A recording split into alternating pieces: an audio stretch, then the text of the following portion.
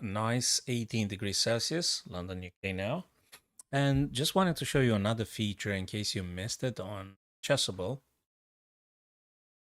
When you go to the dashboard, which can be accessible by this one here with the icon, and you're going to do left click on your picture, and at some point you're going to come up with your courses, your dashboard and your courses. And then there is something very interesting here, a little bit similar with the Aim Chess app and website too.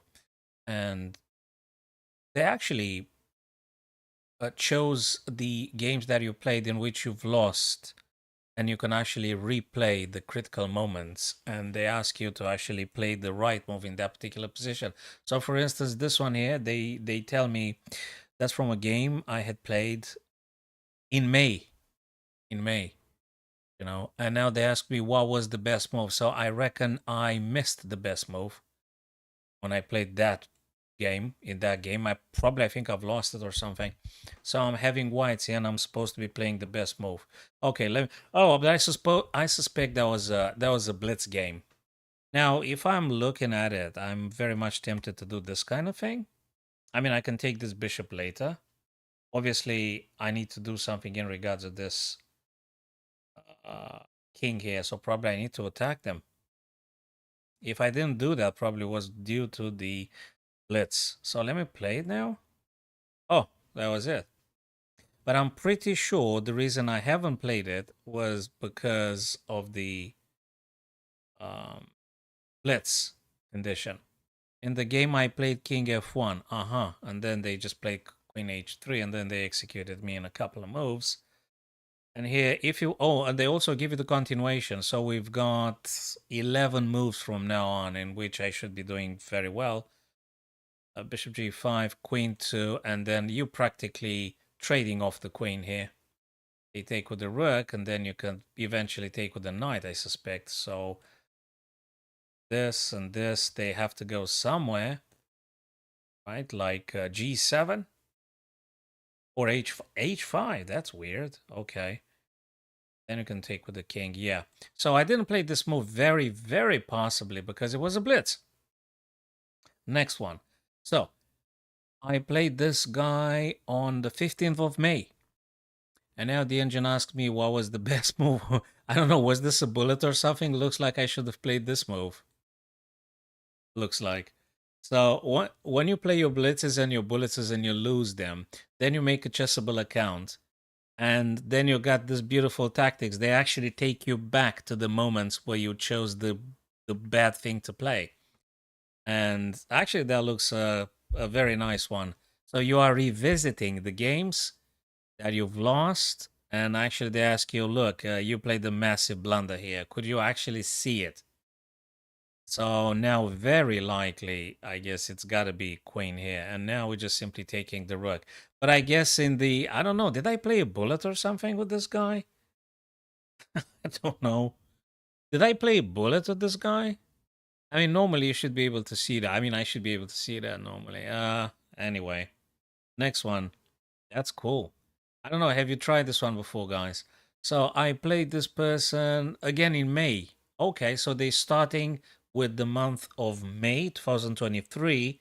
Now we're at, almost the end of July, and they're going to be telling me all the games in which I blunder. I could see the tactic already. Queen takes here, knight f3, check, and taking this, and game over. I'm sorry I didn't see that in the heat of the game.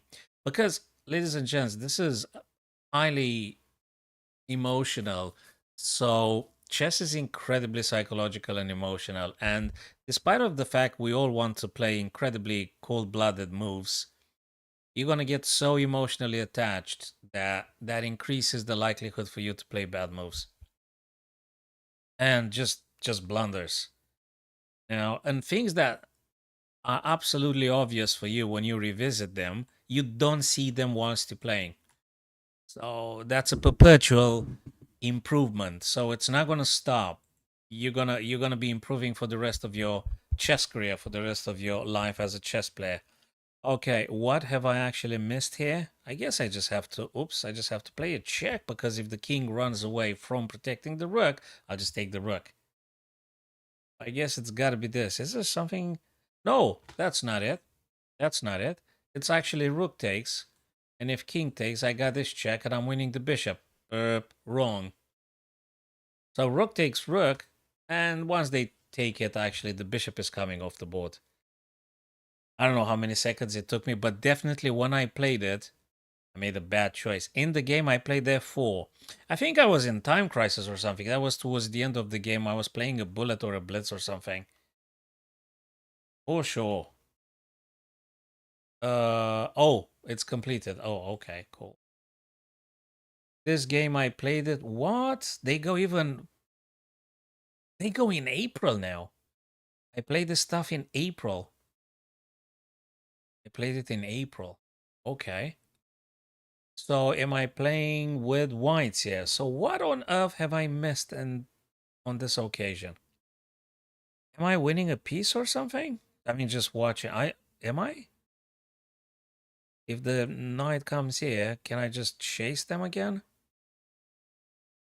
I think so. So if I'm looking at it, I think it's I missed when I played this particular position with whoever the person was. I think I should have played g4. That's something I would definitely consider, right? Oh, that's incorrect. King f2. Why? Hold on a second. What's going on here? King f2. Let me try and get this one. King f2, why? I gotta put it on the analysis board. Well, I can see I'm defending the g3, right? So that's for sure. So for a starter, I am defending the g3. Hi there, Strobex.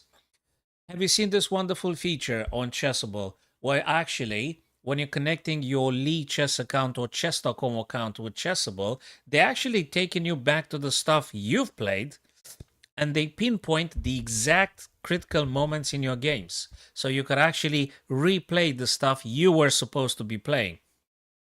And super nice stuff is that they give you a freaking like 12 moves ahead or 10, 12 moves ahead, and they show you at the end of it why you would be better than the stuff you played. Oh, yeah, well, absolutely. So I don't dispute that. Yes. Given the fact that one may play a ton of blitzes or bullets, just saying.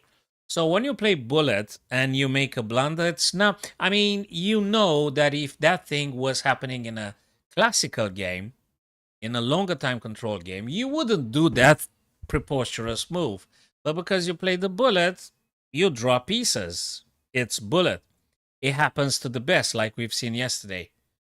You know, so I totally understand if it's a bullet. Now, if you connect the rapid games, I mean, let's say if you do more rapid, there might be some stuff. Now, for instance, here I fully understand that king to f2 protects g3, so I don't deny that. So that was stronger than the move. I thought that if I push the g4, I kind of no, that doesn't work because the f4 becomes very weak. So actually, king to f2, purely keeping this guy alive on g3. Then, oh, they also give me the possible continuation here. f5, e takes, rook h to e1. Yeah, so that was just a positional situation, but probably this thing was a blitz or a bullet that I played. And yeah. Yeah. And if I had chosen this path, I would have ended with plus 3.13. And in the game, I had plus 1.69. So not necessarily the games you've lost, but the positions in which you should have played a better one. Oh, but I've done this already. And another thing, Strobex, have you seen the wonderful free courses they have on Chessable? I mean, really, that's good. So let me show you stuff here. Profile, I think, and I've got the courses here. I haven't paid for this ones, by the way. This is free courses. You got 5 or 6 courses for free. For instance, I mean, I took like Anish Giri, the Alakine, Anish Giri for Dragon, Magnus for Black, Ante London, Nydorf, also by Giri. Oh, yeah. So probably You paid these guys, yes. Yes, I haven't paid them yet, Strobex, I gotta say. But I do enjoy the short and sweet anyway. I really do enjoy it. So I enjoy it. It's nice. But there's something I kind of say to my younger friends or to my new chessers. Um, if you rely extensively on just learning and memorizing lines, they actually would be getting quite surprised noticing that their opponents do not necessarily play what they've learned. So so let's say you are fully booked with this kind of stuff. No, it's definitely worth it. No, I don't say it's not. I would assume a chess professional, a chess master would play these lines against you. So if you ever get to play them, they will be playing the moves that actually are being uh, exposed on Chessable. For sure. For sure. But it's not quite enough. And sometimes they may do deviations from the lines. So this one is just stuff that, any professional would probably know that they are supposed to be taken with knight. You are supposed to play this, knight f6, attacking this guy. And now you choose to play, a6, e6, g6, you name it. I don't know. Even knight c6, I guess, can be played here. Or e5, Sveshnikov. So we know that, you know. It's possible. I mean, for the new chess players, they're getting quite shocked when the other guy just simply doesn't do what they've memorized. So you gotta master the tactics. You've gotta try and improve the tactics too, because maybe the other guy plays something else. That's very good, Strobex. Yeah. So actually, I'm gonna tell you now for all my friends here, not just the openings. Openings are very important. I never would say otherwise. Openings are super important, but absolutely the tactics in the middle game and the ending, it's of paramount importance. So they all very important stages of the game. So this one, I would assume it's something that a chess master would play at some point. This move f4. I would definitely expect that a serious chess player to play it. Go with f4. And naturally, looks like I need to sort of unpin because this sort of stuff might just happen here. Okay, queen f3. Again, that looks like incredibly natural and normal move here. Incredibly natural normal move. So what am I supposed to do? Oh, if I remember exactly, Anish Giri recommended here, Strobex, recommended queen c7. Not just that the knight would be fundamentally losing or something, but queen c7 is important to stopping bishop c4. Believe it or not. Believe it or not. And also adds a little bit of control over the e5 indirectly, so to speak. So queen c7, I think Anish Giri recommended in the course itself to be played. Let's see if I remember correctly. Yes, full stuff. This guy comes here, and I think the reply would be knight c6 threatening this, so they can't really take. Knight c6, knight a. Now we're going to take with this guy also, a fabulous b column. So this is very good for black. So Anish Giri in this course shows you that if you play the knight off and white continues with f4, then f5, you have this beautiful options here. And I already like being black here very much. This is good. This is really good. Now, if I remember, let me see. What are we supposed to be playing? This one. I think this one. Let me see. Yes. They've castle long. They've castle long here. So what do I do? Rook here or queen a5? Just try to remember. I think rook b8. Yes. Now we gotta shut this bishop off. Otherwise, we just start losing big time. Running away. Oh, by the way, in this position, Strobex and whoever else is there, hello, my friends, we could also close thing. We could closing things here. We're just pushing and that's it. You could do that. But Anish Giri here recommended for black, if you really play a fighting game, I think you should be taking the pawn here. You should be taking the pawn if you want to play a fighting game. If you play this, it's not fundamentally bad, but it's slightly passive. So it has its virtues because by pushing and making the knight go away, you're also having you're also having this kind of this type of ideas, which is not necessarily bad. But I think Anish Giri. Oh, what did I? Oh, I was supposed to castle first. King safety, guys. King safety. I already made a bad move. What move was that? Move 14. Castles. Closing the position with d4 is also possible. Look what the master says here, Anish Giri. But keeping the tension in the center gives black more obvious counterplay against white. So this idea of the g4, g5 push, because we got this. So first thing first, the king's safety. I wonder if taking would have been too risky business. I think would have been too risky. Just taking. What do you think, Strobex? Let me just briefly put the analysis board. I really wanna have a better understanding. Actually, let me go back a bit. Oh, I can't go back? That's... Hold on a sec. Oh, I can't go back. So I put the analysis board, but now I can't move the pieces. If I want to go back and undo the castling, I cannot. Anyway. So, Strobex, you're more than familiar with this. Fabulous. Just wanted to show my friends what gorgeous stuff. And by the way, Strobex, you know that this evening is a freaking ultra evening because we've got the loser semifinal plus final. That means we're gonna get to see Magnus playing Naroditsky, then whoever wins playing Ali Reza, and then whoever wins gets to play Nakamura. I mean, we gotta see this. We've got to see this, guys. I don't know if I'm gonna stream because normally people flocking to some major platforms and streaming like chess.com, and I don't know if I'm even getting 1 or 2 viewers. I mean, hell, I'm even getting just 2 viewers now because Strobex was very nice to just yeah, absolutely. I agree. Look, I think at the minute as we speak on the planet, I think Hikaru might be the just strongest Homo sapiens at bullet chess. I don't know about the classic. I don't know. That's to be disputed. I don't know about the classic, but strictly bullet wise, I think the best person on the planet would be Hikaru at the minute. So I think it's going to be a very tough one.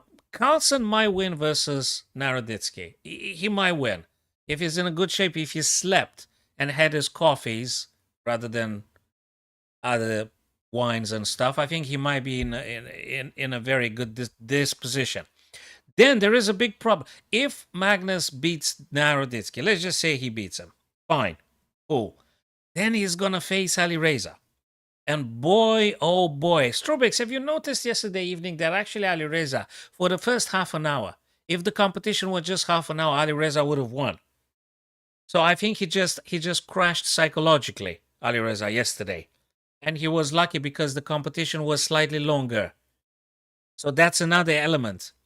Did you notice that, Strobex, yesterday?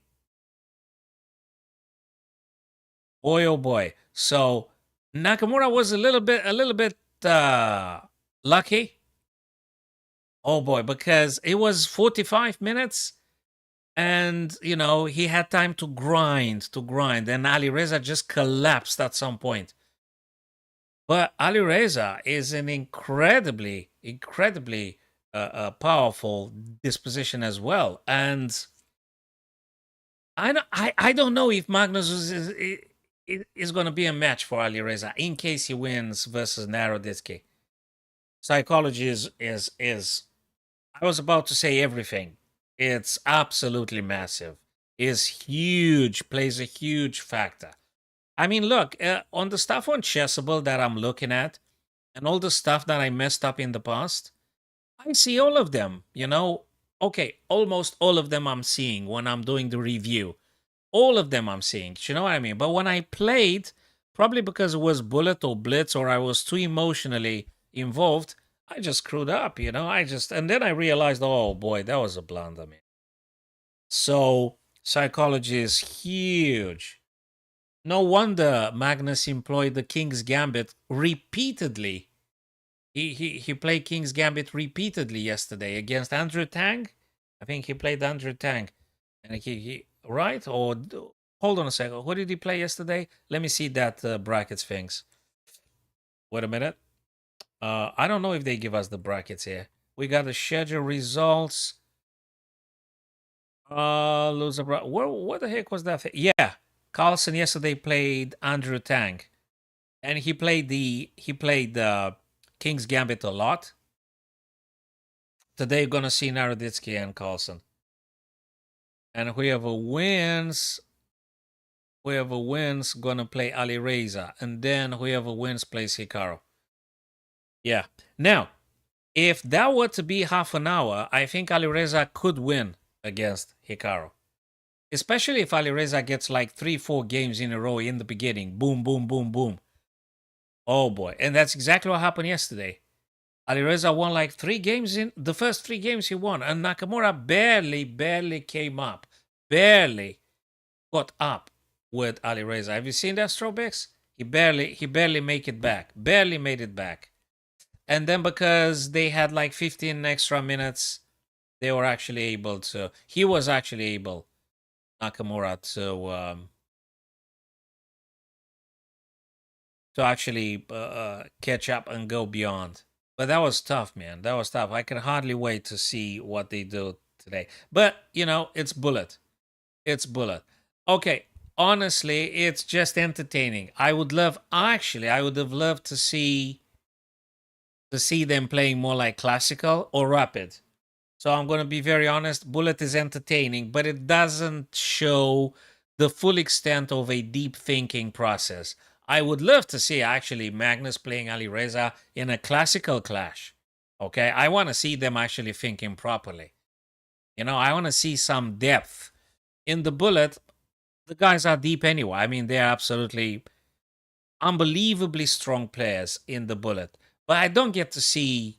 I mean, hell, I don't even get to understand what the heck just happened, That's for one. But secondly, I think everybody will benefit more if these guys were to be clashing in a rapid format rather than Bullet, which is cool, entertaining, exciting, challenging, super stressful for them. Yeah, I think I might tend to. It is a sort of chess, but it's not my favorite in terms of depth. So I'm going to tell you that. What I enjoy about chess is actually the process of thinking and understanding and thinking long term stuff and consequences. In Bullet, I don't know if you can see beyond 2-3 moves yourself. Maybe these guys see 5-6 moves in the Bullet in a matter of seconds, but definitely we will all benefit if it's rapid or classical, like Ju and Jun plays now. I've seen these days I was watching Ju and Jun and Lei Ting Ji, and those ladies played with 95, 97 accuracy. I mean, that's what I want to see. I want to see games in which people actually get to think. Yes, you're recognizing stuff and you go automatically, But I do enjoy seeing a rapid or a classical. And actually, look, I would have loved to see actually Nakamura Ali Reza classical chess.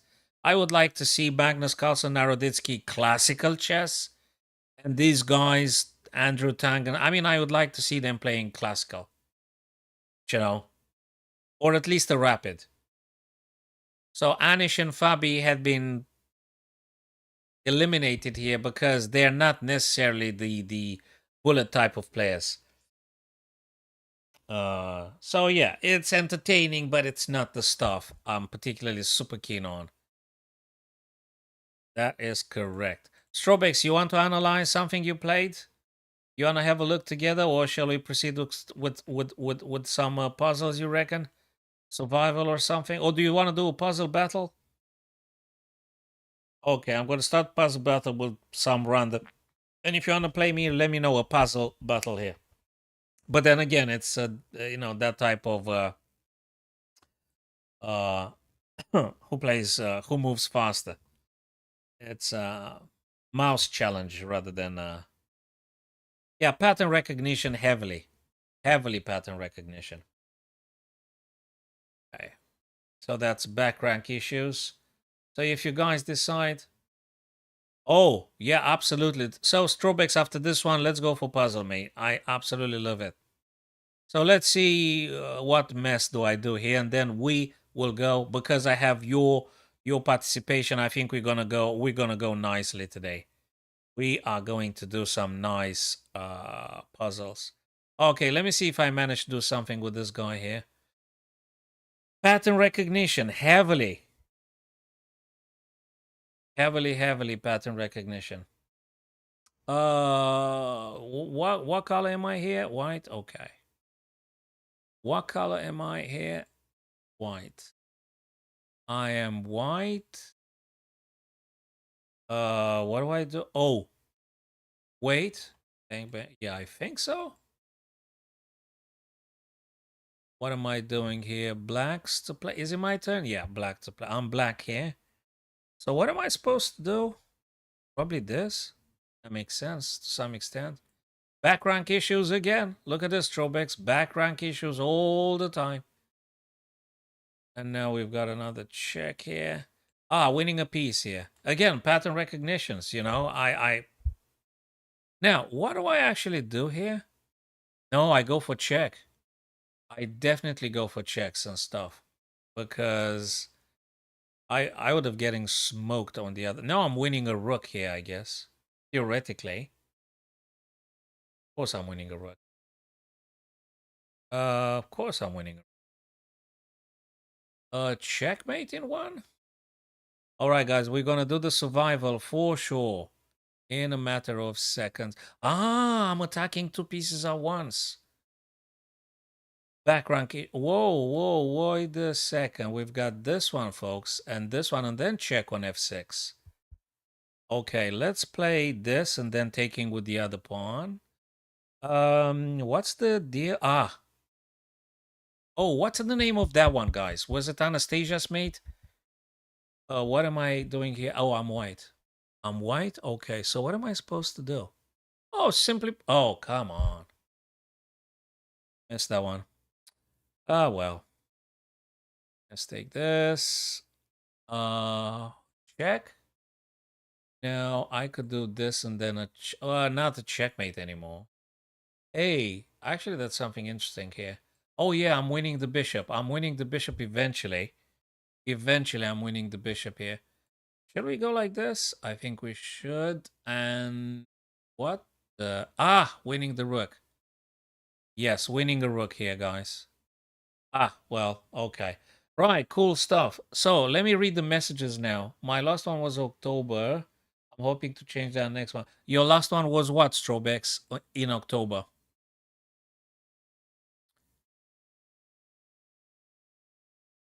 Your last one was what in October?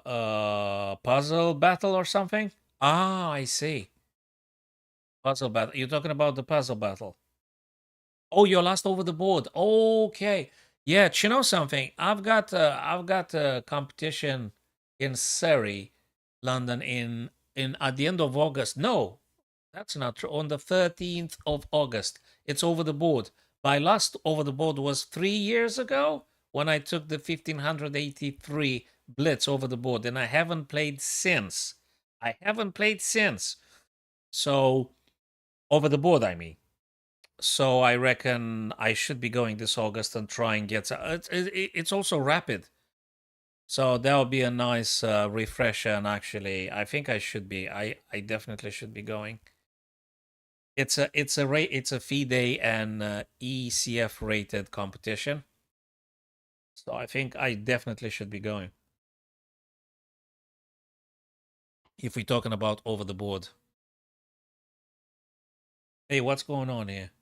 Why to move? Why is this? Oh, do you know what happens with this puzzle survival? I started a couple of puzzle survival 2 days ago. I left. I didn't close. I closed the tab, and I don't know why the cookies memorized, and they. So I'm continuing the streak now. Yes, we do not have many feed even. I'm sorry to hear that, man. But probably you could play just taking the US rating stuff, right? So it's not that bad. So the one I'm going to in August, or at least I aim to go to, it is also FIDE rated. So that would be good. Hell, I think I'm going to stream if that's okay with you organizers. I'm going to get the tripod with me. a power bank. I think I'm gonna stream that competition if my opponent would agree with seeing, you know, seeing his face all over the internet and things. I think I'll do that. That's good stuff. So I'm playing white here. All right, look at this one. So Strobex, we got a heads up now. We are at the 11th puzzle here. 11 puzzle. No mistakes so far because they was relatively easy. Now I'm in a fork. Now I'm in a fork.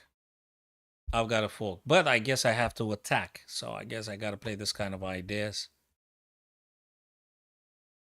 Ah, okay. Okay. Well, uh, I don't think there is any chess player that intrinsically doesn't want FIDE rating. So I think we all want it. I mean, if it's to be, so of course you do want it. And frankly, I would play in as many FIDE rated events as possible.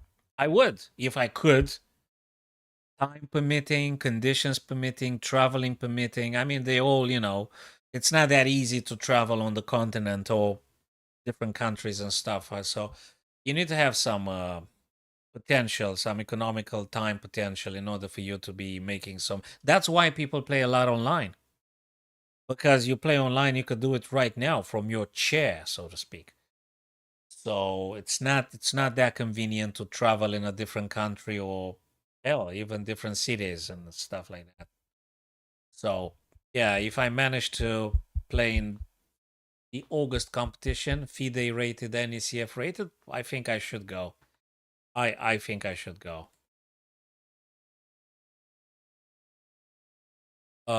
Yeah.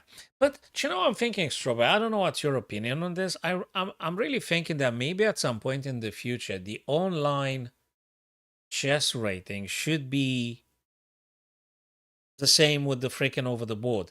I would say in any official competition, every player should be obliged to use two cameras, one that actually sees your face like I'm doing now, and another one behind me like they normally do now, I think, at the with the serious competition, and another camera behind the player, and you would have to use software like Zoom and to share the screen all the time. So I think in principle the rating should be exactly the same, because if I'm playing chess with you now and if I'm being checked and you know that I'm super cool and I'm very decent and serious, I don't see why that rating shouldn't be my official FIDE rating, so to speak. Do you know what I mean? I mean, just put two cameras. Hey, ask three cameras if you need it.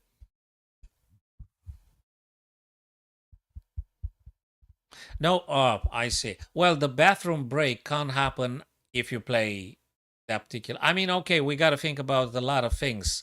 Um, but in principle, look, if it's myself that plays online and I'm sharing the screen and I've got a camera in front of me and a camera behind me, that's more difficult for a person to think about getting illegal advice.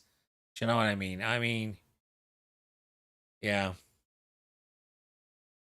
I think in principle should be the same. The online rating should be the same with the other rating. Yeah, there are cheaters for sure. Oh, sure there are. I mean, I played a lot of people in my list since I'm doing the stream, and there are quite a bunch of folks that had been banned after. And some of them been reported by myself because it looked incredibly suspicious. And yeah, I agree. This is a pandemic with the cheating online. This is the main demotivating factor for many decent folks. This is the main stuff that stops many serious players to actually engage. The fact that the other person, just makes use of engine and spoils the whole thing. It doesn't make any sense.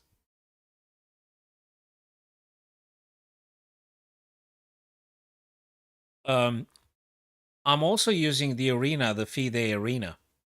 and the FIDE Online Arena, where they gave me the Arena FIDE Master.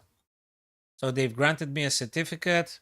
I played I don't know how many tens, hundreds of games. I went beyond 15, 1600 or something.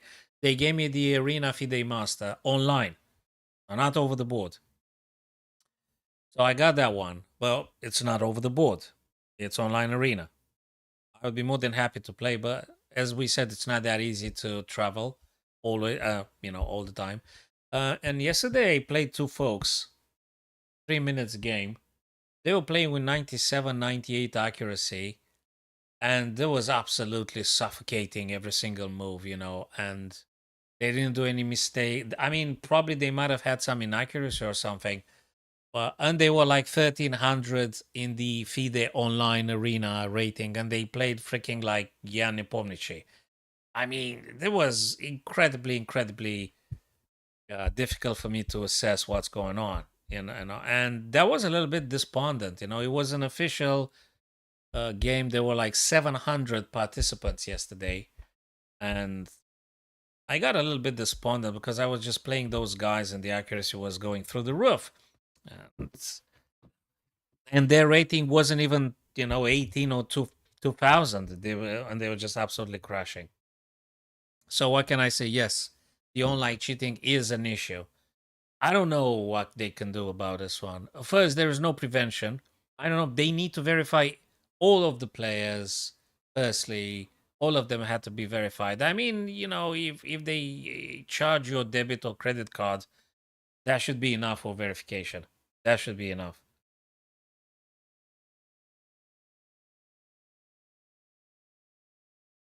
Hello, Benny. How's it going, man? Yeah, I was just talking with Strobex here about the online chess rating, over the board rating, and stuff like this. Yeah, it's not that easy to actually play over the boards. Or whereas if you play online, it's way then accessible. What happened, man? You were tilted or something? Did you have more rating than 1400? You lost a couple of games? It happens, man. It happens. What was the main thing? Did you play like Bullet or something? I mean, Bullet, I don't even do Bullet nowadays very much. I mean, very rarely I do Bullet. I mean, I don't touch the forget about it. I don't do Bullet. I'm watching Naroditsky and Alireza playing Bullet. I don't do Bullet, man. That's good. I would say go for Rapids. I mean, really, Rapids is cool. And I've noticed that myself when I play Rapid, the accuracy is always better than when I do Bullet or Blitz. You might be right about this one. Yeah, they're more accessible, so play, USCF rating. That's fine. But yeah, I think I'm gonna go over the board and play in Surrey at in August, and I'm gonna get some FIDE rating and refresher for the ECF as well. And it's rapid, so I would have time to actually think about my moves. Absolutely, absolutely, guys, totally. Very good, very good. But then again, I mean, just think about this, guys. If you put a camera behind the individual, a camera in front of them, like I'm having now, and the player would be required to share the screen at all times, I think the likelihood of a person to get some alternative illegal advice, it's quite diminished. It's quite diminished. And if you even put a third camera, I think, from lateral, I don't think you could do too many things. But anyway, no, ECF does not do national master titles. Not in the UK. No, no. But in August, if I do well at those rapids, I would get a rating in rapid because my current rating is on the blitz, just on the blitz. 1583, just ECF, just on the blitz. That was like 3 years ago or 2 years ago. That was a long time. I mean, it's quite long. 2 years and more than that, that's already long. Yeah. So, if you put like 2, 3 cameras, I think it's very difficult for a guy to just think about getting some other information, right? A camera behind, a camera in front, sharing the screen all the time. So, you know, should be quite okay. I think that's how they do it now. So when these super title player do the stuff on Title Tuesday, they all have two cameras, if I understood correctly. Camera behind, camera in front, and they share the screen all the time. So that's how they do the Tuesday title blitz or something. That's how they do it. So quite difficult. So anyway, that's the best you can do with the online. But I mean, yeah, if you don't see the other guy at all and they're in front of the laptop, God knows what he. You absolutely have no leverage whatsoever. Absolutely, gents. So Queen to F1. Let's just do this one if it's that doable. I think we should be doing this. Okay, what have we gotten here? This. This should do. Is this one working? Knight to F1. Checks. They could go here though. Or they could go here or there. Which we're playing a rook and that will do. But if they go here, let's say, I could perhaps play this. They playing this, and then I take this, and there should be checkmate. It's knight f1, right, Strobex and Benny? Now I think we're getting into complexities. So, but I guess the correct way to proceed would be knight f1, right, Ben? So whichever way the white king goes, it should be a checkmate in 2-3 moves. Who's gonna play it? This, right? Blocking, taken, and game over. Game over. So, Benny, I was talking with Strobex. We did a little bit of chessable opening stuff, which is absolutely fabulous. Don't get me wrong. It's one of the best stuff you could do for yourself. But it's not enough. Openings, it's good, but then you need to allocate 30 minutes. Hey, if you want to do it more, do it more. It's for the better. You got to do tactics like we do now, and you've got to allocate some endings where you're not really super confident with. You got to do the endings too. So opening study, tactics, middle game, exactly as we see now, or dedicated study for visualization in a complex position. So that's the thing I think where I personally need to spend more time to.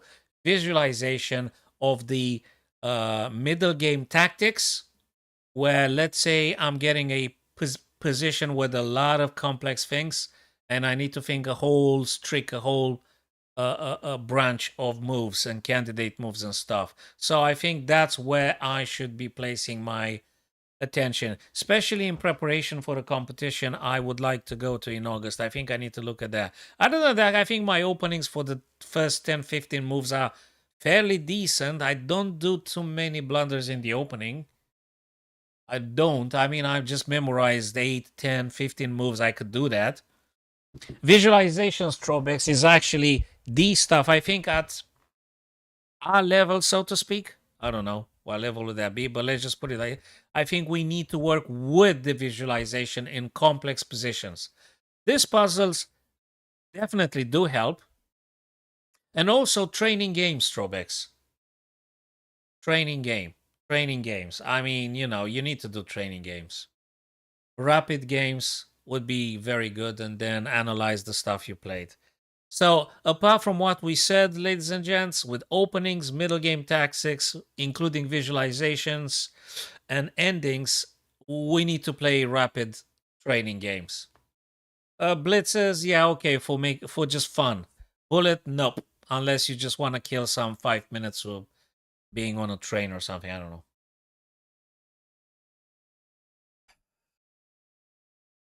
Yeah, we can look at that game you play, Benny. Let's think about this puzzle now, though. And we could, yeah, let's see what we're doing here. And then, yeah, I think we could look at your game for sure. Okay, what do we actually do here? Takes. takes and takes. And if they take, we got to checkmate back rank because they've got back rank issues here. So if I am judging this correctly, I should just take on B1, which is a piece we're taking straight away. We're taking straight away a piece. I think blue looks better. Okay. And then we go back rank. I don't think there's anything else we need to be concerned with. Yeah, that's... Ah, and now we just played this. The rook is pinned, can't take... I mean, can't take the pawn. I meant they cannot take the pawn. They got to take, and then we are going to getting a queen. Well, that will do. All right, puzzle number 17. The book shows you... What book would that be, Strobex? The book shows you a series of the next however many...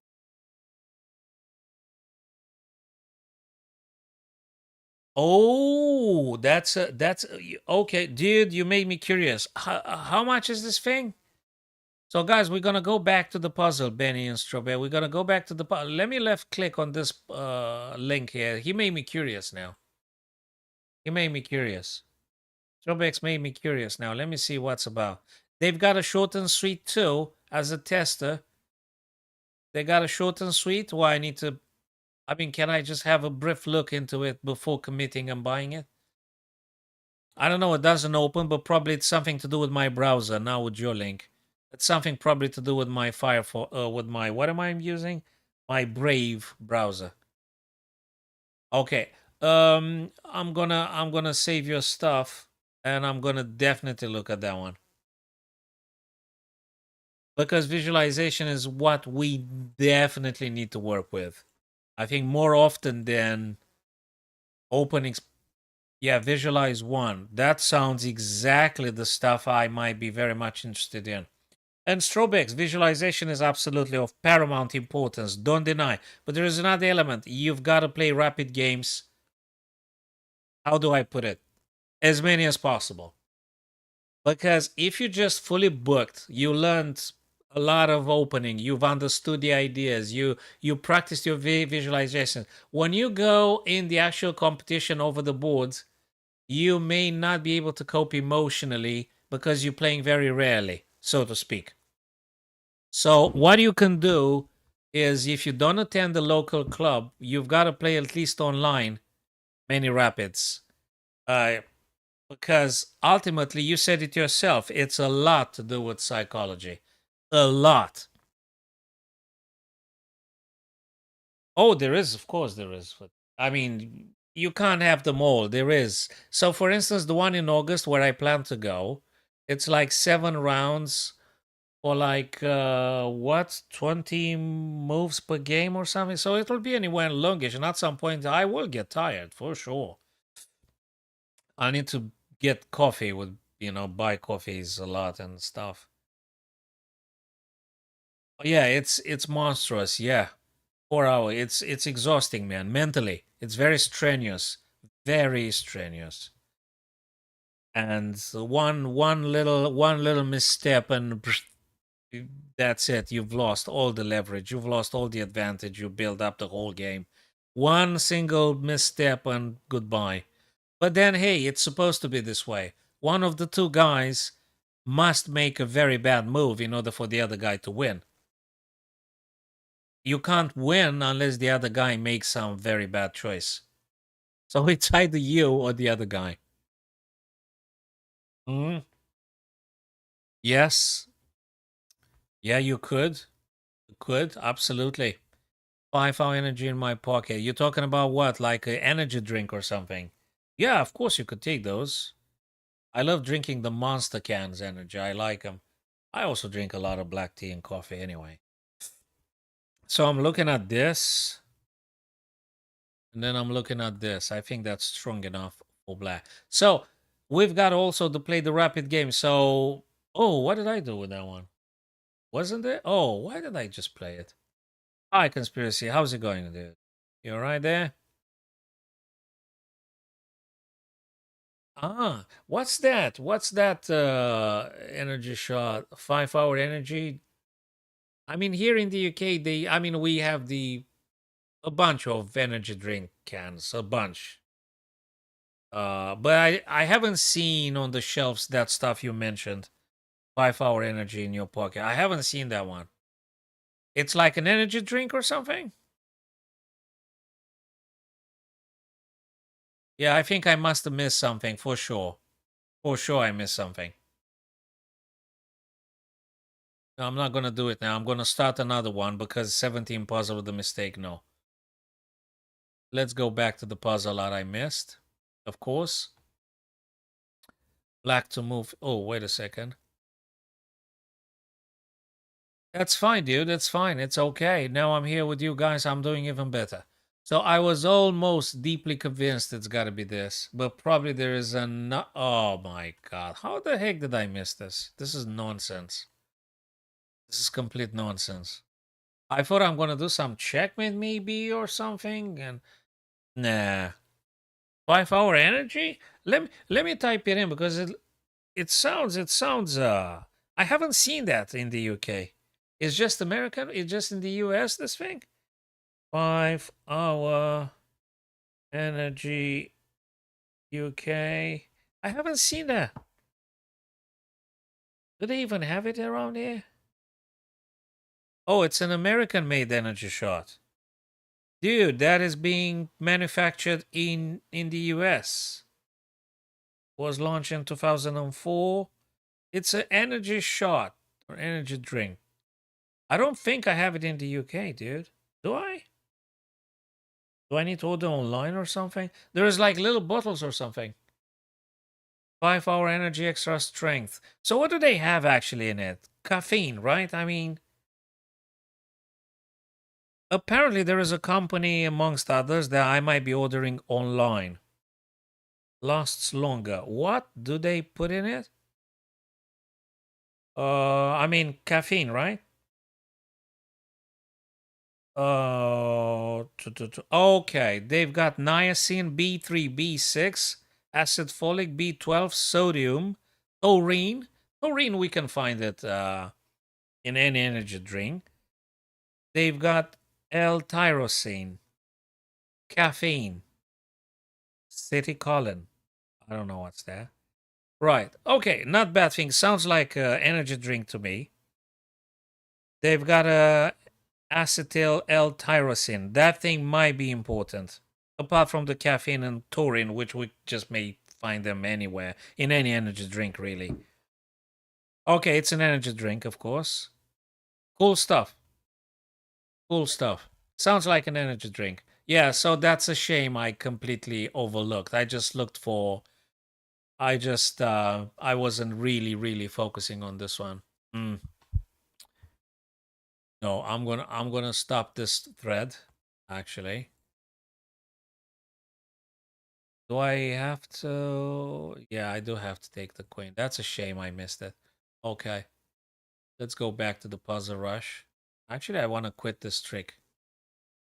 Nah, if you mess up the 17th puzzle, you're gonna do even worse and worse. It's not gonna get any better. Super shot of caffeine. I'm drinking coffee every day. 2, 3 cups anyway, if not more.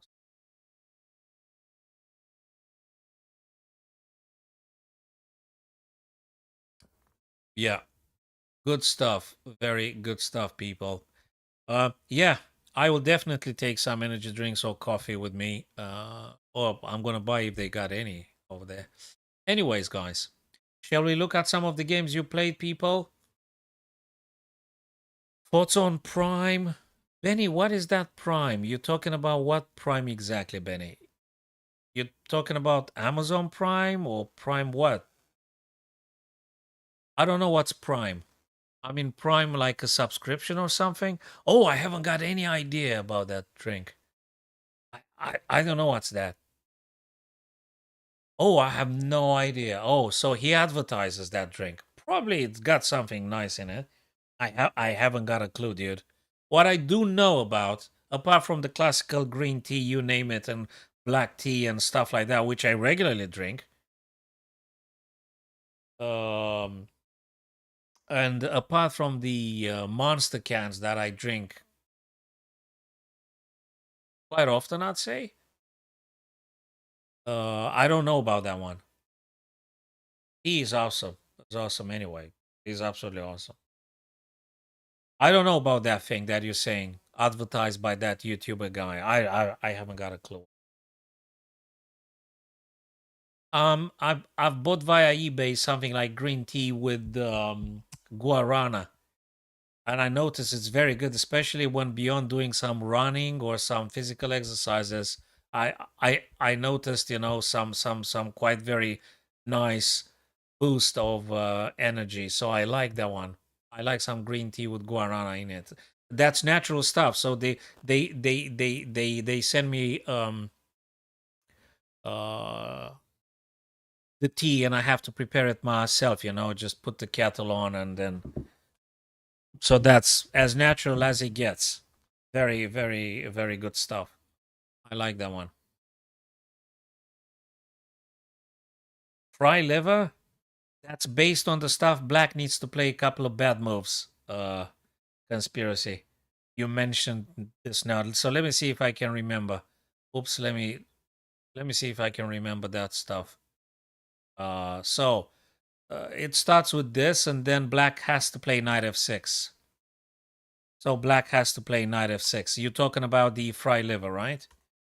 So Black has to play knight f6. So that's the two knights defense Italian game. Now you have the opportunity to play this. If you really, if that's really what you want to do. I guess Strobix and Benny are very familiar with this. By the way, that's Nakamura that played Fabiano Caruana in a rapid, I think. And the only correct move for Black is this. The only correct. Anything else, it's going to end up very badly. I don't recommend the Traxler counterattack. It just looks incredibly adventurous and fishy. I don't know what to say about that one. I don't know what to say about Bishop. I don't really recommend. Fabiano didn't play Bishop c5. Fabiano versing Nakamura did what many other players do. That's d5. That's d5. And now you're going to take this guy. So conspiracy, the Fry liver can be played by white if Black actually takes now with the knight here. Because normally Black should be responding knight a5, threatening the bishop. That's the correct move for Black. Oh man, don't do the Traxler. I mean, you've got to memorize a lot of lines. You need to understand them. I'm not telling you not to play. I would suggest to go with a very well trodden line. Just go with knight a5. Just go with knight a5 here. And then white's going to play bishop b5. You're going to play c6. You're going to take. They're going to take. And then you're going to drop bishop d3. Play like Nakamura. Play like Nakamura. Don't take here. Well, Black shouldn't be taking here because we got this stuff. And now it's getting really, really, really worse here. I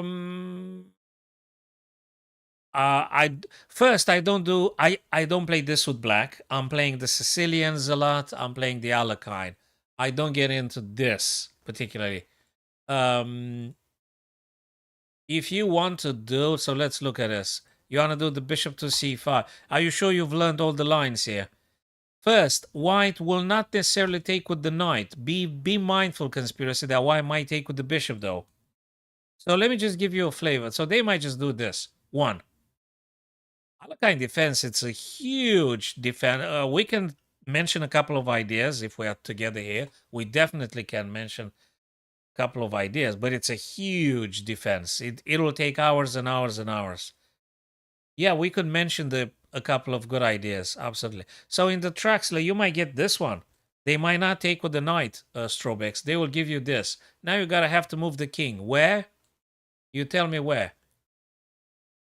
Somewhere. I mean, then they're gonna play bishop to b3. Then you wanna take here. You could. Then you wanna do what? This or that, I reckon. Probably this. Are you sure? What do you wanna play? This? I mean, I don't know. You really wanna play this? With Black? So conspiracy, you're absolutely certain you want to play this kind of stuff with Black? I don't know. I don't think you should. I think you should play like Fabi. I think you should play d5 here. Don't get into the Traxler. Just play d5. It's way better, safer, and nicer. Just play this stuff. Play like Nakamura, and then you go bishop d3, you play black here, it's fine. Oh man, I think it'll take you more than a day to study the Traxler, but hey, I guess you can. Yeah, white might be having this trickery here with queen f3. Wild. The Alekhine, the Alekhine, the Alekhine. I do play the Alekhine and the Sicilians as well. So the Alekhine is based on the idea you try to challenge this guy and make them moving forwards, so they will be overextending their pawn center, and then you just dismantle them. Theoretically, in theory, normally goes like this normally, and then you're gonna start to d6. You wanna and now white has a very, very extended range of options. They could do knight f3. They could do c4. They could do bishop c4. You name it, okay? So that's just three ideas. I'm not mentioning the super sidelines like c3 or some crazy stuff like this. I mean, that's not what's being played here. It's c4. It's knight f3. Very rare occasion. Bishop e. I don't think that's recommended this now. So you've got knight f3, you got c4 here. c4 very often. Then knight b6. And now white may play the 4 pawns attack against the Alekhine. The 4 pawns attack. Or they might just keep developing things. Knight c3, bishop e3, knight f3, bishop e2. This kind of ideas. So there are quite a bunch. What I normally choose to play is I don't take now. I do g6, and after knight f3 I do take. They can't take with the pawn because I'm going to trade off the queen, so they have to take like this, or maybe with the knight. Nah, that's not good with the knight. They have to take with the pawn, and then bishop g7. And I'm ready to castle. I'm ready to make a pin. I'm ready to play knight c6. They can't push forward because I'm going to take this guy on e5. So it's very many ideas in the Alekhine. White enjoys a lot of space. So white is happy about having a lot of space. But white also has to be incredibly careful with this overextended pawn center. So you got to look at these guys because they will be, they will be attacked. All sorts of ideas. I think knight here looks very good as well. This bishop needs to come out. f5 or g4. Bishop g4. And if you're thinking about this kind of stuff, if they take, you mustn't take with the bishop because this guy would be taking here, I guess. So you got to be careful about these ideas. Not an easy opening, but yes, you could definitely play the Alekhine, especially as a surprise weapon, as a surprise defense. You could definitely do that. So guys, shall we have a look at some of the stuff you played yourselves? Strobex, Benny, you guys happy with this? Or shall we do some puzzles? Or you let me know, people. Oh, you could push the C pawn. Actually, I think black would be very happy if you were to push the C pawn, Benny. Black would be super happy. You know why? Because I'm getting an absolutely marvelous outpost here. I mean, you're not going to get this knight away anytime soon. Yeah, you could just challenge them, but there is this. And it's fine. You're going to get some bishop g4, bishop f5, bishop g4. You're going to play the c6. You may even play afterwards. Now, you got to also look at b6 ideas. Depends if white is going to challenge this guy. So, necessarily, white does want to play c4.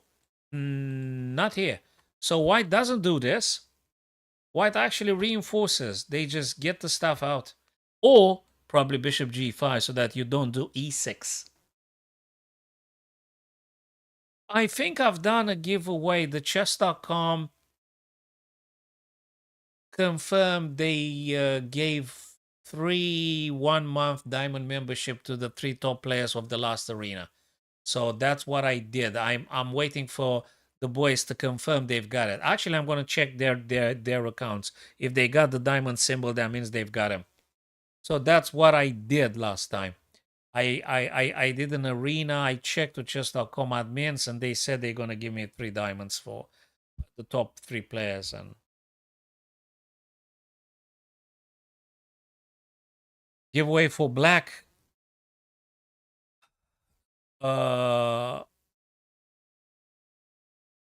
Yeah, next month I'm gonna repeat the Blitz arena. Well, no, I mean we can do the Blitz arena at any time, but in terms of prizes, in terms of diamonds, I think they've restricted. They told me it's just gonna happen once a month, the 3 diamond membership. So Strobeck sent me a study here. Oh, so that was an over the board last year. That's a good stuff. That's a good stuff. Okay. So Strobex, you being white. Okay, let's have a look here. You being white here. Bishop G2, Bishop G7, F4, E6, Knight F3, Knight F6. Very theoretical, very nice. You enjoy a lot of space. Castles, A6, Knight C3 to E2, H3. Okay. I was looking at this kind of ideas. Is that even playable? C3. I'm just looking at this. I don't like very much that bishop's diagonal. Strobex. I don't know what to say about that bishop's diagonal. I just wonder. I just wonder. Hold on a second. Let me just. Can I? Oh, okay. Let me just. H3 indeed was a stuff. H3 indeed. A very good move you played. Okay. I was more concerned about that particular diagonal. But probably I'm just me getting scared for nothing.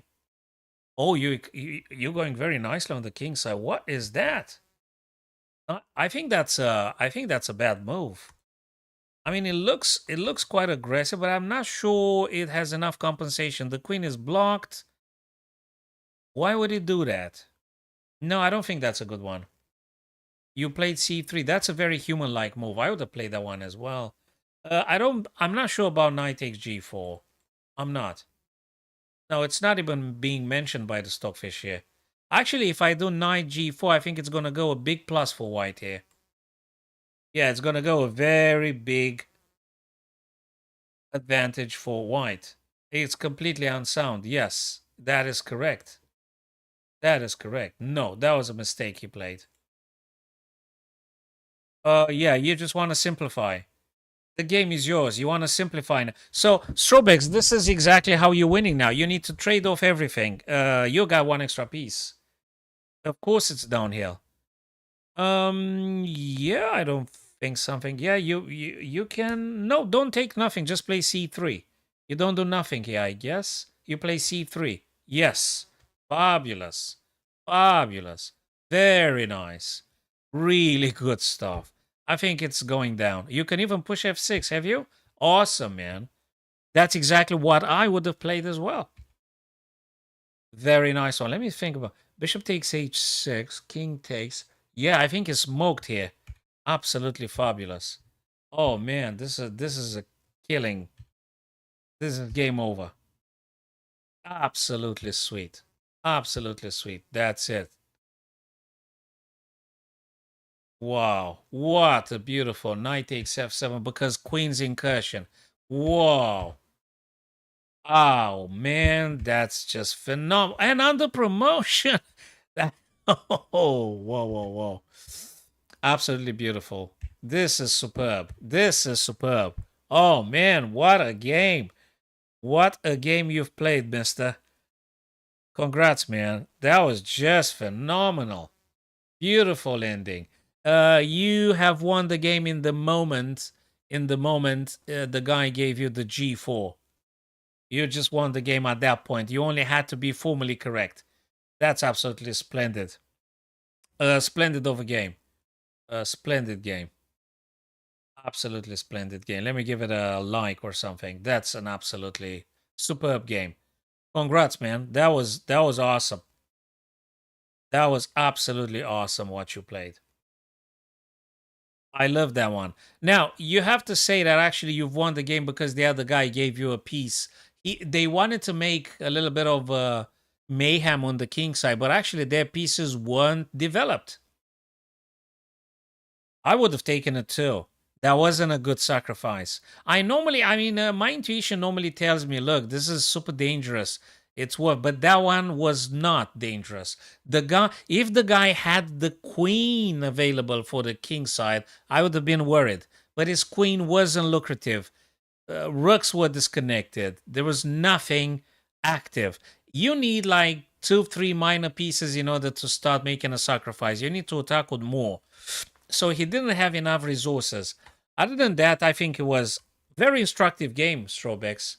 Very instructive game. Let me congratulate you. That was splendid. The finisher was so nice. Knight takes f7, and the under promotion was absolutely sweet because you actually gave the checkmate. That was phenomenal, man. Very good. So, Benny, you want to analyze the game or you want to do friendly? You don't want to analyze the stuff you played?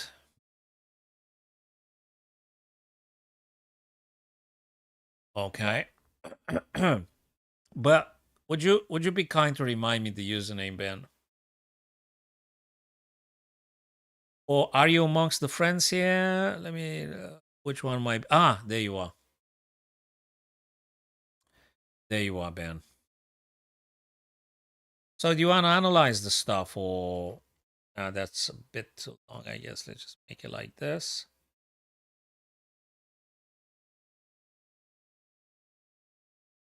Stockfish is perfect, almost perfect, maybe. So you want to analyze? Sorry. Okay.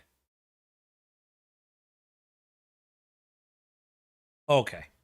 We're gonna play this one. Then we're going to analyze some of Conspiracy's games, and we're gonna give him the best advice we're capable of.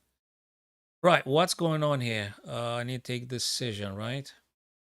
That prevents my queen from getting here. So he stopped me from playing my favorite pet line. He stopped me with that G6 already. Right. So let me just develop stuff. Probably I'm just gonna go developing stuff here.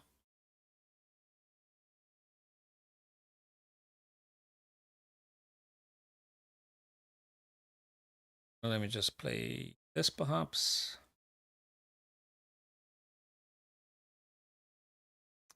Let me just play this just in any case. I'm not sure that's the best move, but I just wanted to make sure things are kind of controllable. I don't like this pin. I absolutely hate the pin he got me into. I hate the pin. You made a pin that's just not very comfortable. Hello there, Capro. I don't know what's that check by mods. I don't have any mods. It's just myself. I don't have any mods. I just put some shield on because some guy started to swearing like 2 days ago. All of a sudden. And I said, come on. Come on. All right, I need to develop some stuff, right? Probably this. So now he wants to break the pin. I'm fully aware he wants to break the pin. I don't want to trade in I'm not a great fan of trading at this stage, I guess. So that's why I just try Conspiracy to operate some settings. I mean, I don't want to make people unable to communicate, not at all. I just want to stop this, I just want to put up a filter that doesn't allow guys to just all of a sudden start swearing because, they want to be cool or something. I don't know. So that was the only reason. But I hope it doesn't inconvenience too much, my friends. That's a bit of a blunder, Benny. That's a bit of a blunder. That was just a bit of a blunder. So the only bad stuff was this, Ben. That would be, I guess, the main stuff. Okay, we're gonna have one more time, but then we're gonna. Of course, it doesn't make people cool. Of course, it doesn't make. Well, not at all. So I'm gonna play the other kind now, Ben. I'm gonna play the other kind. Is there a sideline? You're giving me that pawn? Is there a reason? Sorry, is there? I'm not convinced about the e4 being played at that stage. I'm gonna play d5. I'm attacking your guy on c4, Ben. There are a couple of a couple of good moves here I'm considering. That'd be one of them. Normally, I want to get the bishop out and then play e6 because I don't want to shut in my bishop. I don't want to shut in my bishop. That's the only reason. If you wondered why did I play bishop, then e6 is because of this. Yeah, you have a bunch of very good moves to play as well. I could go here. Hell, I think I could. Can't beat that back, can he? I mean, that bishop is actually something I want to get rid of. I'm not fully convinced it's the wisest move ever, but it has an explanation. I think your bishop is really annoying. I mean, I'd be happy to get rid of your bishop. Now I could do c5, bishop e7. Is c5 that bad? Let me play bishop e7 though. King safety, very important stuff. Should I do? Yeah, I think I could do it now.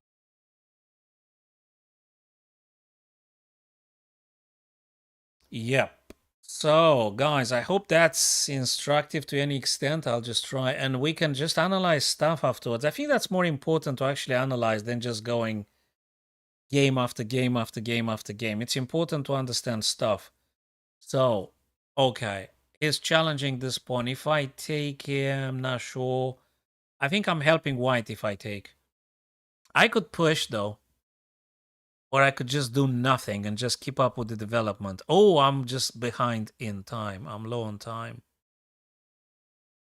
Let me develop. Can't be that bad to develop stuff, right? Let me just develop things. I didn't want to take in particular. It just helps white's pawn structure. He might be, well, maybe not with B, but probably takes with D. I'm not fully convinced I should have taken. No, I don't want to take. You normally, guys, don't want to help your opponent with the trading, so you don't need to rush into tradings. You know, if I can develop a piece rather than just trading unnecessarily, I would. There are many tactics here in the air. I think I will look at for the king's safety. Castling king cannot be that bad. And then I could think about whatever tactics I may want to employ. I'm looking at this. There are a couple of ideas. I'm looking at this. I'm not going to do nothing about the bishop on h5. I'm going to leave the bishop there until my opponent forces me to move the bishop. So if my opponent chases my bishop playing g4, I would then move the bishop. Hello to joints. Hey, good evening over there, man. It's afternoon here in the UK. Good to see you, buddy. Calix, how's it going, brother? All good? Good to see you. Long time no seen, my friends. I'm happy to see you every now and then. Right, so now Ben had played queen to c2. It's really too much of an itching. I have to play this kind of stuff. I must play this kind of ideas, right? He moved away from the pin, though. I'll go with this. I mean, I cannot not do this. Plus, my knight won't be challenged by any pawn.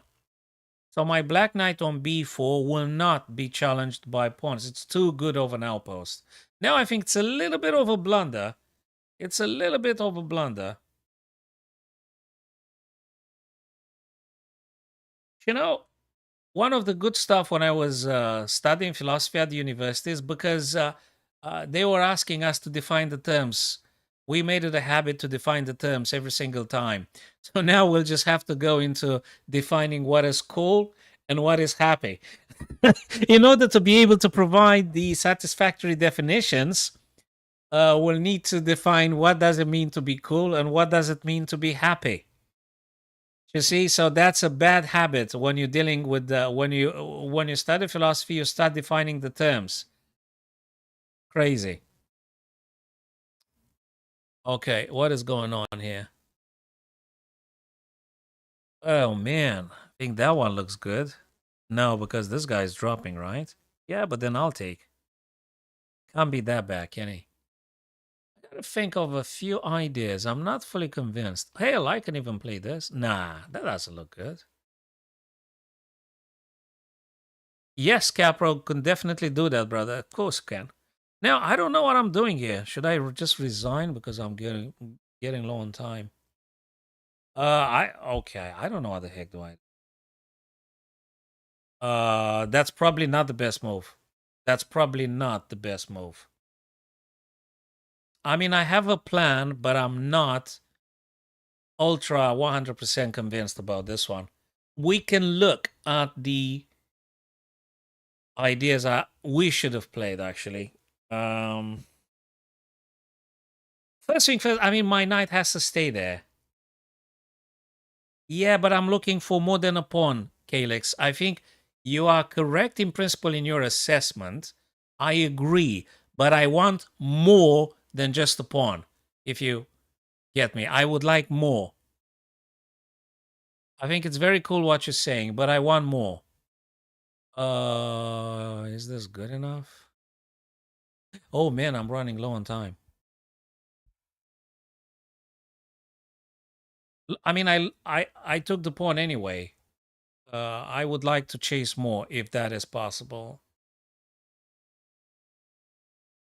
I mean, I'm very, very fascinated by this potential thing. Hello, Hader. So I'm really fascinated about bishop on f6. So I don't know whether. Okay. I think I could play that one. Oh, he wants to play this. He definitely wants to play. No, and he wants to take my knight. That's for sure. Wait a minute. Can I take it anyway? Just wondering. There are a couple of ideas here. Oh, and we're running around. We all have a problem in the openings, Hader. We can look at your favorite openings and discuss them briefly. I've just discussed with Strobex before you guys are coming. Go to sleep, conspiracy. Sleep is very important, especially if you got stuff to do. It's absolutely of paramount importance. Sleep is fundamental. Is this the move? Or I'm just playing incredibly bad moves? Yeah, guys, don't advise me in particular because I'm versing Ben and I don't want Ben to feel in any way uncomfortable. So don't advise me. Then we can discuss the all the stuff you've seen and I have missed. I'm more than happy. But let's be fair to our friend Ben. All you have to do is set up your mom's Google. Okay, that's a task you probably could successfully accomplish. Yes, I think it's okay. Then, right. What do I do? I want to simplify the whole stuff because I'm running low on time as well. I need to simplify stuff here. I would love my beautiful bishop on f6. I just go.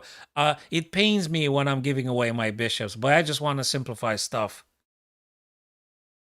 I need to make it very simple, I guess. Everything must go. Everything must be traded. And must be traded now. We have to. I want to trade everything. I want to trade all the pieces. Nice one. We have to go with this probably. I am being probably, yeah, I have to do this. And then I'm just simply planning this. And this. And what? Go for the pawns. Do I have time? Yeah, we need to go for the pawns. And I'm going for the promotion. Promotion all the way. Promotion. Very good game, Ben. Very good game. Let's make 70 moves in 10 seconds. Oh, we can't. Only Magnus Carlsen can do that. But let's say better than Magnus Carlsen. Only Nakamura or Lali Reza. Guys, don't forget today evening, ladies and gents. Don't forget today. There is epic clash. There is uh, Naroditsky playing Magnus. After that one, yeah, Benny, that was just a very friendly training one. It doesn't matter. It's okay. We Alakine defense. So let's just very briefly look at this stuff we played, and then I'm gonna see conspiracy stuff.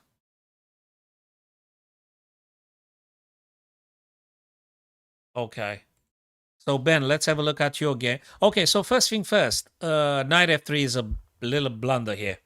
So if you want the Ben, that's right from the very beginning. We mustn't give away pieces, pawns, or pieces in the opening. That's incredibly important. Do not give pieces away for free. This is very important, guys.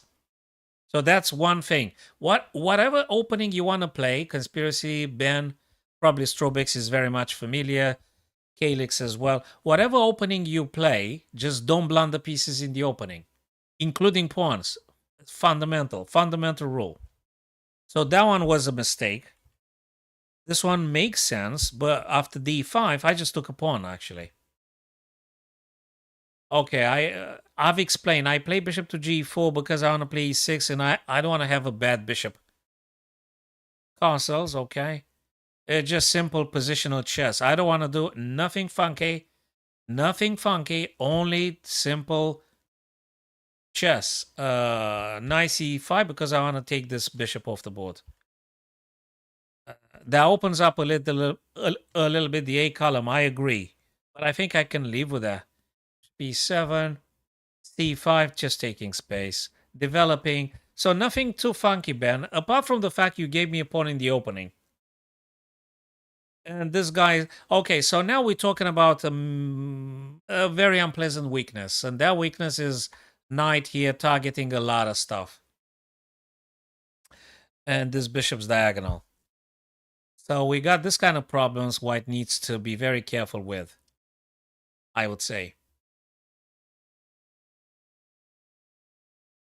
Yeah, it's getting a little bit strange after this moment. It does. All of them conspiracy. You have to master opening and middle game and end games. They all matter absolutely. If you don't play a nice opening, a good opening, you're going to be losing right from the very start, getting yourself in a bad position. If you don't play the middle games, you're going to lose the tactics, you're going to lose pieces, and the game is done. And if you don't study the openings, even if you have advantage, you won't be able to capitalize. For instance, you may end up having knight and bishop and king versus king, and you can't checkmate the king. Well, that's going to happen not very often, though. Knight and bishop and king versus king, it's not going to happen very often. So let me put a little bit the almighty. Okay, the engine says bishop c5. I thought about bishop c5. Not a bad idea. Hey, I didn't play an awfully bad move. a5 had been mentioned by the engine, and that's exactly what I did play. a5, I liked it because it allows me to do this kind of ideas. And then I can take d3, what Kalis actually said. D3 is complete. Okay, so Ben, you gave me that very important pawn in the opening. That was an incredibly important pawn in the opening. So now I think black is in the lead a little bit. I fully understand you want to play this kind of ideas and you want to attack my knight. I totally get it. But I think as long as black can play bishop g6, you don't really threaten too much, including this one. Now I want to see if knight takes b2 was a sound temporary sacrifice, which I think it is. Yeah, knight b2, exactly right. Because of the bishop f6. So I've seen that during the game. I've seen that one. Okay. So Ben, now, yeah, it's not looking very good. So this is the problem here. So you are not supposed. So Ben, you are supposed to be playing knight c3, d3, e5, this kind of ideas. e5, d3, knight c3. You can't give me that pawn. Is that a gambit or something? No, knight f3 is okay, so probably you're talking about a different thing, conspiracy. No, knight f3 is just a blunder. Knight f3 is just a blunder. It's not, it's just bad.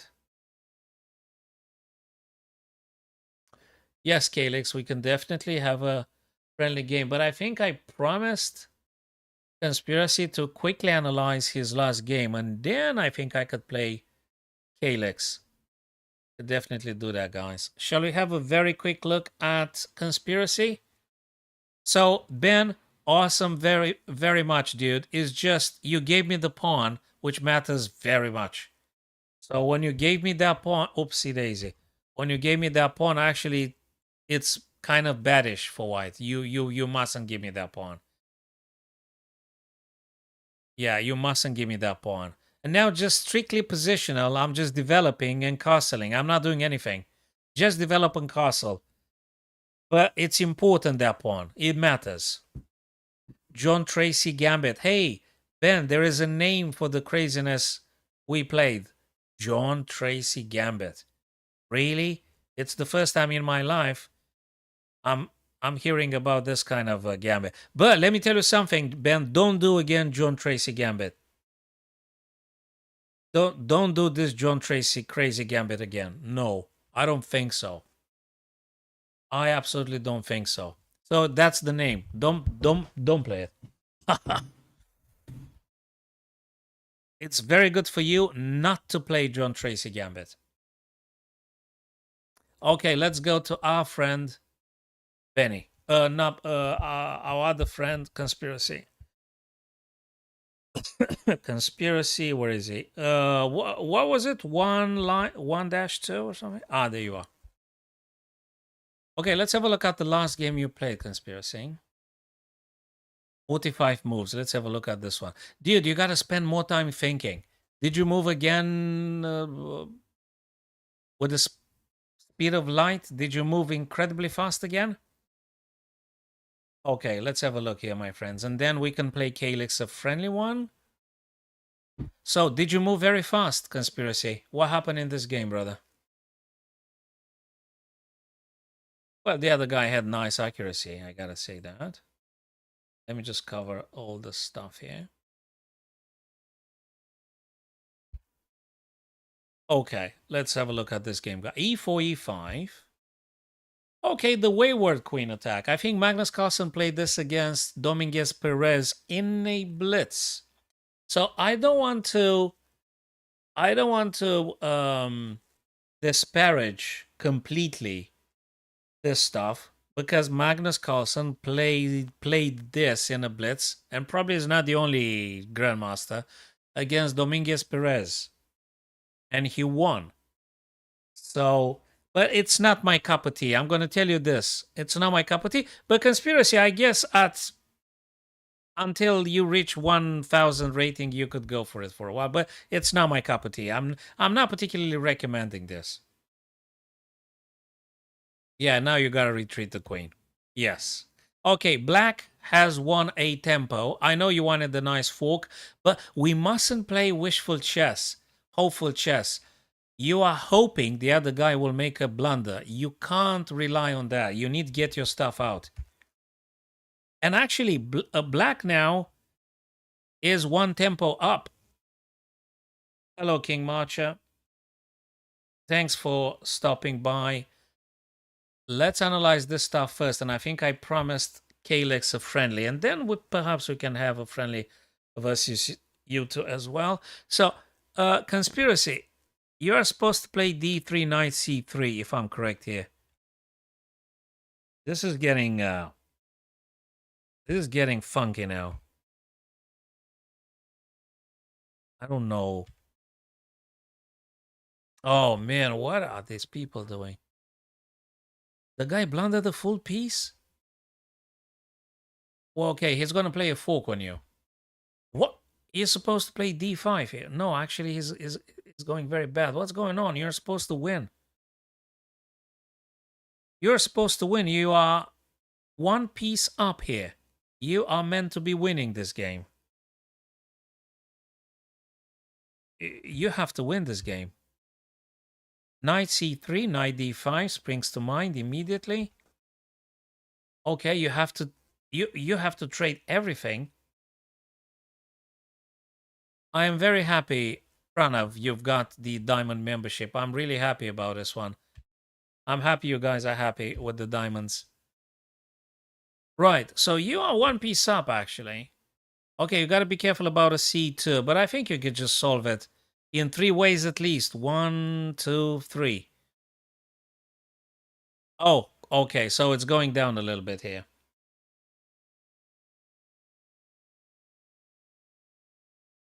We are trying to improve, all of us, guys, so don't be too critical. We're trying to helping our chess friends, so don't be excessively critical.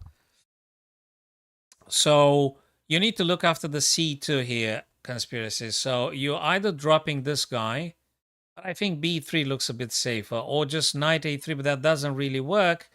Bishop takes, and take. You could. I think I would personally go for bishop b3. c3, it's not really the stuff we want to do because rook's going to be captured. So you play bishop b3 at a later time. You're going to lose that guy now. No, you... Okay, so you developed. Okay. It takes... Okay, you lost the rook. You take... Oh, that was a mouse slip, I hope. Was that a mouse slip? You are supposed to take the knight and just keep playing. It's not very optimistic, though. Because you lost that rook. It's not very optimistic. You lost that rook. And then he took the bishop on b3.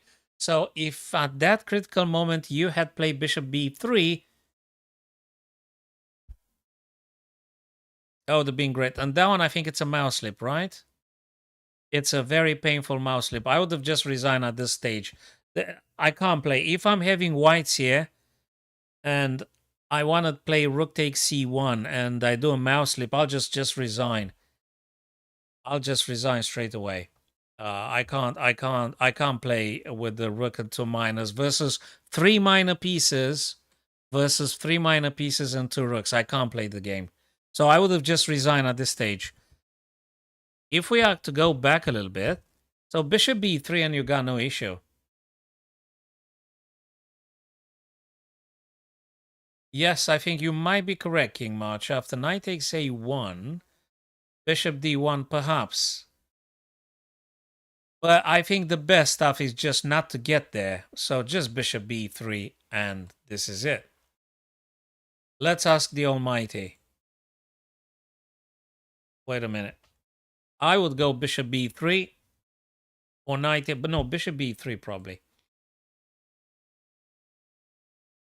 Knight a3, bishop b3, still playable. Knight a3, knight c3 because that makes room for the rook. And knight c3 threatens probably d5 and then c7 potentially, in principle.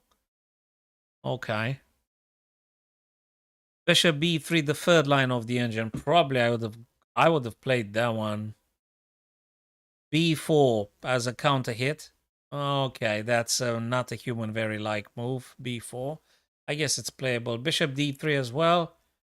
Yeah, so this is the moment. You are having advantage, conspiracy here. You just need to keep up the peace. You've just won from them, and you should be winning the game. That was it.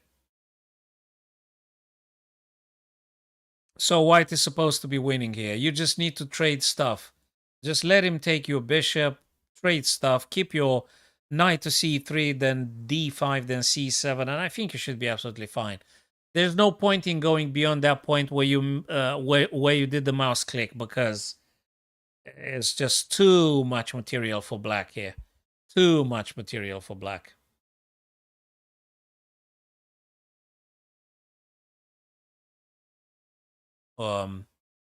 If you really want to play the wayward queen attack, do it. It's not my cup of tea. I don't want to play this. I don't want to play wayward queen attack or the scholar's mate, or I don't do this with white. I'll play the Danish gambit. I play the Italian game. I'll play the King's gambit. I'm not doing wayward queen attack because if black plays correctly, they will repel your queen. You gotta move your queen back, and they gonna win one tempo. and they just doing a little bit better then. So I'm not very keen on Scholar's Mate or Wayward Queen attack.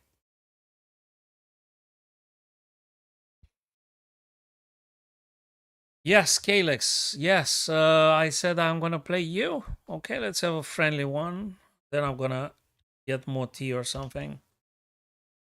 Okay. If you be kind to just remind me the username again, Calyx, because I mean I remember something, but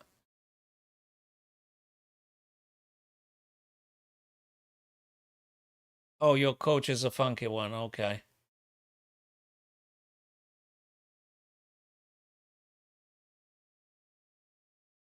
I mean, if you want to, we can. Otherwise, we can just try some puzzles and relax. And I'm gonna go get some more tea.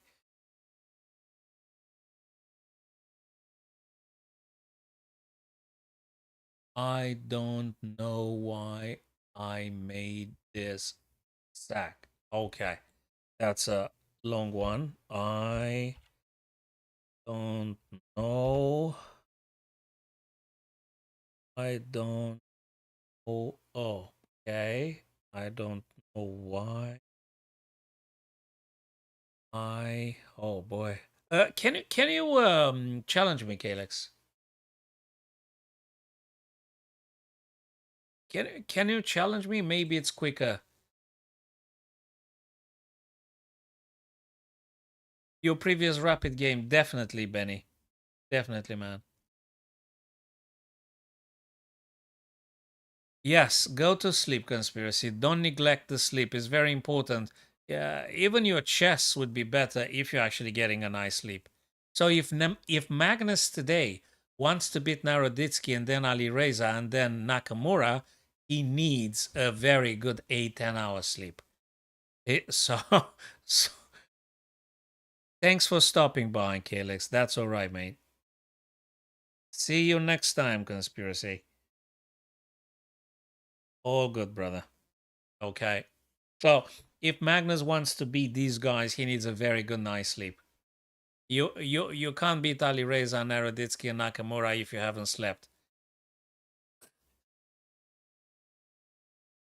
Oh boy, so they'll be playing in a couple of hours, people. They'll be playing in a couple of hours, the bullet.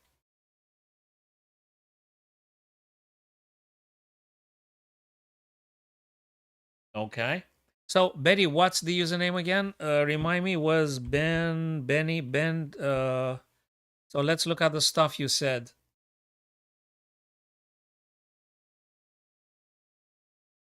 Well, I mean, what I mean is that if bend over.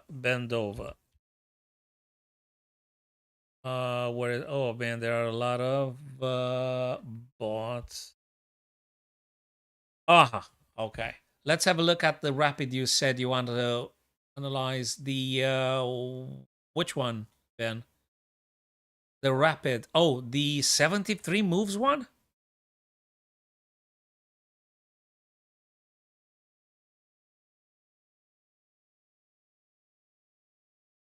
The 30 move one. Okay, definitely. Let's have a look at this one, my friend. Let's toggle off the lines first. We're gonna ask the engine one we don't know what we do. So you're playing whites here. E4, E6. That's looks like a French to me. Okay, not a problem. You gotta be careful. Okay, I'm not sure about this move here. I think you are meant now to be actually playing C3. You're meant to be playing C3. If they take, you're gonna have two nice central pawns right in the middle, and they're very happy. C3 is actually the good stuff here to do, and potentially probably pushing. Then you can think about knight F3. Hmm. Okay, you try to develop maybe a pin would have been better. And then pushing the E5. Takes. Okay. Castles. Didn't I toggle off all the lines? Takes. Okay, he wants to get a bishop on b7. We got to think about it. Just keep developing. Just keep developing your stuff. Not necessary. You are not supposed to take the knight on f6. You don't have a very strong reason to take that knight. Not now. I think you are meant to be developing at this stage. Either developing or think about the ideas of pushing f5. But you got to get your knight to c3. Oh, sorry, Calix. I thought you don't want to play. That's weird. Maybe I have to open another tab or something. We're gonna investigate, and maybe I could verse you after this analysis. So I would say, Ben, here you need to keep up with the development. You just do this and then push f5 or something. I can't see anything stronger. Knight c3, not just the development, but defends this guy. One more time, preemptively, and then you go with f5 straight away. I think that's the plan for white here. You mustn't take, because I mean, just look at this one, Ben. You're helping your opponent. I'm gonna look in at the friends list, Calix, and as soon as I spot you, I'm gonna send you a challenge straight away. So, Ben, when you take on f6, black bishop's gonna take on f6, and then they're gonna attack you on b2, and then you're gonna have to play defensively. You're gonna have to play c3. You're gonna take from the knight the natural square for development. So I'm not sure you're actually playing the right stuff here. You shouldn't take on f6 unless you have a very strong reason. And that's not it. Bishop, actually leave it there for now.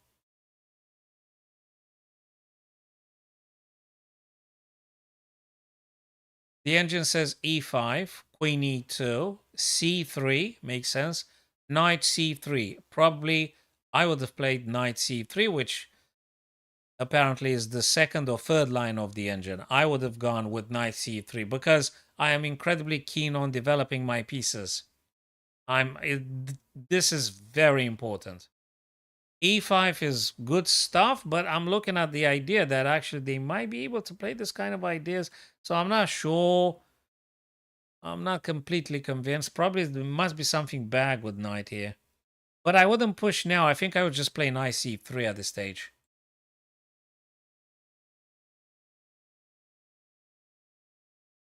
Okay, I understand your idea.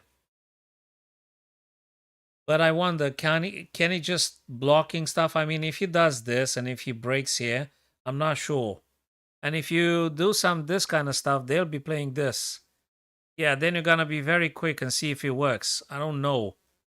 I don't know. I don't know. It's just I don't know if I did something for white or I did something for black, because after bishop e7, I just don't like it. Then I have to play queen e2 and bishop e4. This is too strong. This is way too strong. And you don't really checkmate after g6. Where do you go? You're going to go h6, right? But if you want to lift the rook, okay, and if they do bishop e7 after queen h6, you can't do a rook lift. Probably you got to push this guy. I think queen h5 is not necessarily a very bad one. Oh, the king doesn't have a number of points value because it's the most important piece. That's the heart of the game. You lose it, the game stops. So queen h5, probably the most aggressive move. Black is being forced to do something like g6 or h6. Also, this idea, this idea. I'm looking at this, I'm looking at this, I'm looking at this. This kind of stuff. Bishop e4 would be to just force them to play this, and if they do bishop, I'm just going to probably take it, and then queen f3. Queen h5 would be a checkmate threat, which they can reply to with this or that. And then you have to play probably this. Yeah, see you later, bud. So also developing is important, but that allows them to do this. Then I have to play defensively. I mean, knight c3, bishop e7, bishop e4 could be, probably could be. Let's see what the engine says. There just says king h1 because probably they want to run away from any incoming checks. Knight c3 says the engine. We mentioned queen e2. We mentioned that one too. Knight d2. Yeah, I guess maybe knight d2, knight e4, knight g5. I don't think so. Probably you can. Queen f3. Yeah, that makes sense too. So probably knight c3. Just to go back, we did mention knight c3. King h1 is too defensive for my taste. I'm going to play it when actually black checks my king. You could play knight e4 straight. I think knight e4 is better. So Ben, look at this one. I think you meant actually to play knight e4. You got to get your guy in the center. Specifically, even towards the opponent king. Knight a4 gets incredibly peripheral. Knight a4, I don't like it. They're going to play bishop e7, and you still can't take on b6 because of the queen. So you're going to have to waste one more tempo to get the knight back on c3, then doing something active. So I think you meant to just go knight e4 now. Exactly. The engine says knight e4, actually, not knight a4. You are lucky because the guy gave you the bishop so easily. That makes sense. That makes sense too, Ben. Very good find here. Nice find. Yeah, you have to. Actually, let me think. Yeah, you can and then b3, I guess.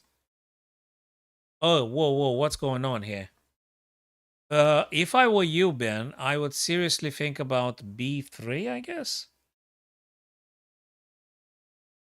Okay, that might. Probably that's not a bad idea. You want to move the rook over to h or g file. Oh, but the guy didn't play the strongest move. F6 actually helps you and weakens black's defenses. He's not supposed to be playing this.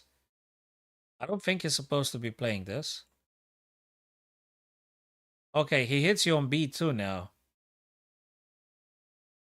Interesting. But he's going to take with the rook. I don't know. That's not good, Ben. That doesn't look good. It painful as it looks. I think you must play something like rook b1 or something.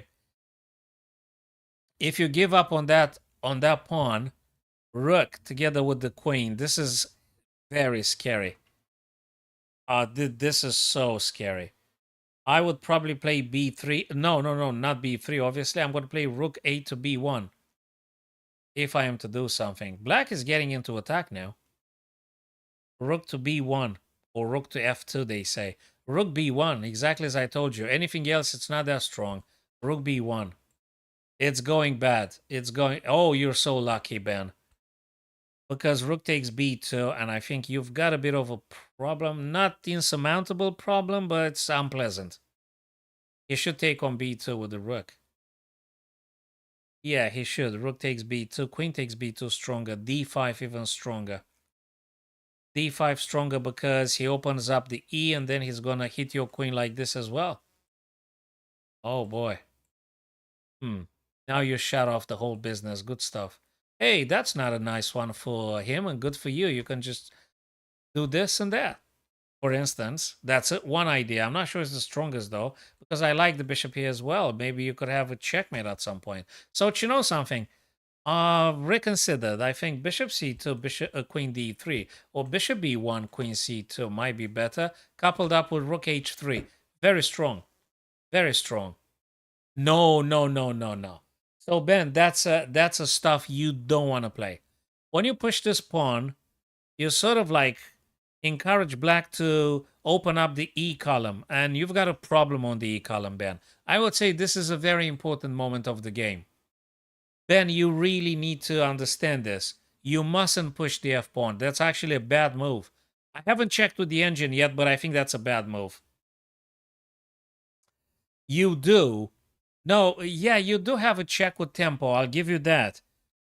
But it doesn't feel the right move. It doesn't feel the right one. I want to play bishop c2, queen. Let's ask the engine here, but I think f5 might not be the best shot for white. I don't know.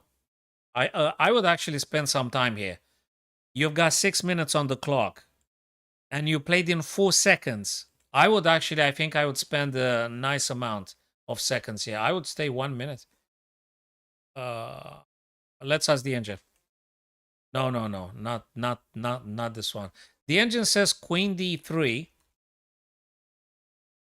which goes in the light with the bishop takes H2. The engine says Bishop C6, which I did mention the first move. The engine does say F5, the fourth line of the engine. Even Rook H3 I would favor, not F5. It just doesn't look right to me. Yeah, I understand your point. It's valid. It's been endorsed by the Stockfish, but I would be still reluctant, especially as a human on the board. I wouldn't push F5. I would go with something else. As we mentioned, right. Whoa, whoa, what'd you do? Oh my God. Yeah, it's just not something I'm very comfortable with. Oh, so you did take. They moved. Okay, so now you're going very well. Now you're supposed to be winning because you were lucky. You could play a couple of very good stuff. You could win a massive tempo with this check. And whatever happens, you're doing very well. You do this, they're going to move away. You're going to take the queen. Rook's going to take. You're going to win here on the back rank.